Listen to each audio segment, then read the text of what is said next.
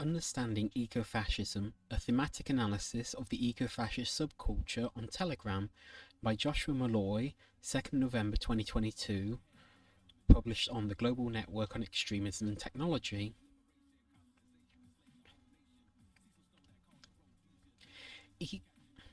Eco-fascism gained much attention following the 2019 Christchurch and El Paso attacks, with both attackers fusing environmental degradation and overpopulation to far-right ideology in their manifestos, and it has subsequently been singled out as a threat by security services. The fringe eco-fascist digital subculture first emerged on Telegram and Twitter around 2017 and remains a resilient community, while the subculture is distinct from the broader range of far-right ecologisms. It has been described as more of an aesthetic hook to hang fascist ideas and as a state of mind derived from a mixture of thinkers rather than a new coherent ideological movement. A clearer understanding of the eco-fascist subculture's core beliefs and potential threats requires a detailed overview of the content. This insight presents findings from a qualitative thematic analysis of data gathered from 15 public Telegram channels affiliated with eco-fascists over a 3-month period. Telegram is of particular interest when examining the subculture as eco-fascism is most highly concentrated there, and users are subject to less platform scrutiny. Additionally, channels can often overlap with far-right militant accelerationist networks promoting violence, including the Telegram community. Initial buckets of data. 3 buckets of data were first collected to understand specific characteristics of eco-fascism: nature, outgroups, in-groups, and militancy. Representations of nature in the visual culture could be divided into 4 subcategories. Idyllic imagery depicted pristine natural landscapes, typically from Europe or North America, while the subcategory of spirituality and mysticism sought to portray nature as obtaining an inherent spiritual essence. Far-right co-opted symbols, like the Algiz rune or Sonnenrad, accompanied depictions of nature, establishing a distinct eco-fascist brand which travelled easily across far-right networks, mobilising slogans called upon supporters to return, embrace, or defend nature. Presenting nature as a white spiritual sanctuary to be reconnected with and ultimately defended through violence. Notably, outgroup/in-group discourse failed to target groups. This lack of group targeting could distinguish eco-fascism from a broader far-right focus on Jews and African Americans, resembling a worldview of hate typical of neo-Nazism. Meanwhile, in-group formation instrumentalized nature to stress ancestral links to the land and naturalness of white people to native ecosystems. Expressions of militancy indicated strong overlaps with militant accelerationist subcultures, including siege culture and Telegram material, with forwarded posts celebrating saints such as Oklahoma bomber Timothy McVeigh.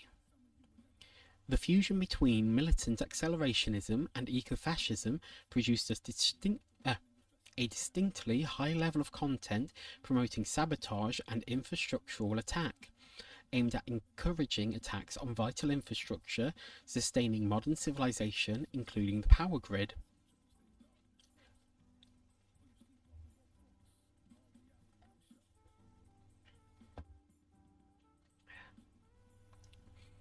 Thematic analysis. The thematic analysis aimed to identify salient tendencies across the broader subculture. 4 themes emerged: Kaczynskian anti-technology radicalism, anti-urbanism, atavism, and neo-folkishism. Presenting categories unified by nostalgic anti-modernism anchored in the belief in restoring a lost natural order.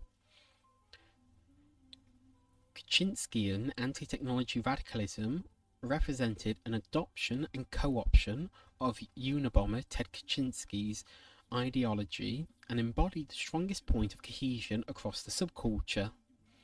His writings were revered and required reading material, while his reappearance in the visual culture was immediately striking. Kaczynski sat alongside militant accelerationist calls for violence and was deployed as a messaging device for targeting infrastructure or violence in defense of nature.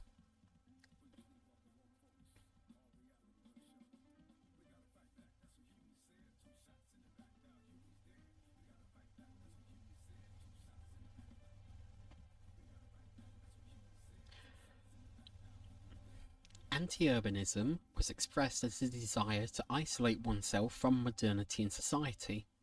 The most common theme among eco-fascists was the promotion of rural homesteading, which was elevated as both an idyllic fantasy lifestyle and a practical means of breaking away from the system.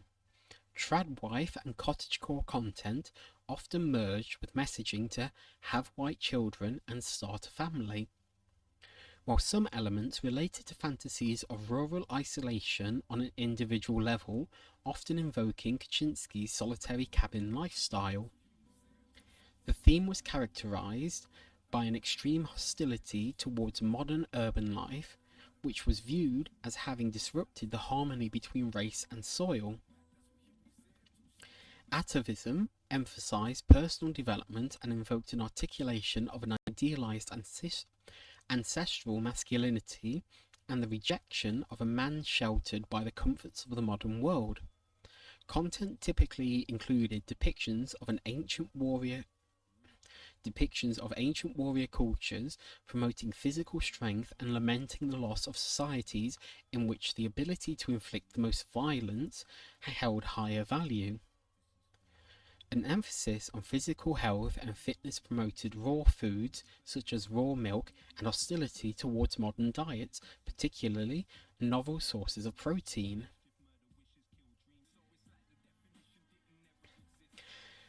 Finally, neo-folkism, the revival of paganism and folklore traditions, aimed to denote a mystical connection between land and race, reinforcing the naturalness of the in-group to the ecosystem and thereby excluding the foreign out-group lacking the same deep historical and spiritual connections to the land.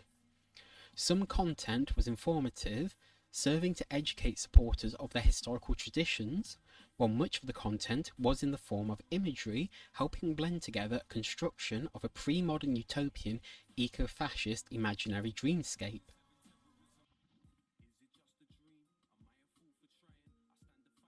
So, conclusion.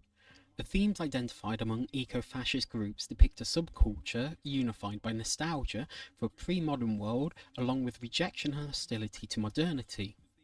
Each theme is also united by the belief that a natural order must be restored, while eco-fascists borrow some themes from other elements of the far-right movements and ideologies. The subculture has enough distinct qualities to make it a unique and perhaps durable. The subculture has troubling overlaps with militant accelerationism, notably present in expressions of militancy and the co-option of Ted Kaczynski. While eco-fascism may be a melting pot of ideas rather than a coherent ideological movement, the overlap with militant accelerationism and the glorification of terrorism, paired with its ability to maintain a persistent presence, make it a dangerous threat.